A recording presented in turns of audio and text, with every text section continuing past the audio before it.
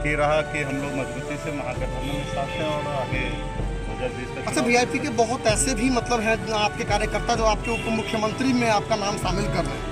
देखिए, वो तो पार्टी के पदाधिकारी चाहेंगे कि हमारे सरकार में बड़ा जवाबदेही मिले।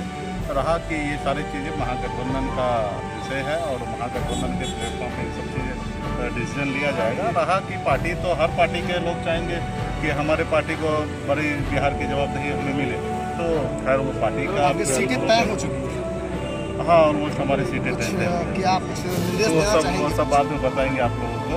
अभी तो फिलहाल हम लोग अभी जो बिहार में कोरोना है और बाढ़ से लोग पीड़ित है, परेशान है, उन लोगों को मदद करने के लिए हम लोग हमारी पार्टी के तरफ से पूरे प्रदेश में लोगों को मदद की जा रही है। तो उसके लिए हम लोग अभी उतरे हैं और चुनाव का समय आएगा तो देखा जाएगा।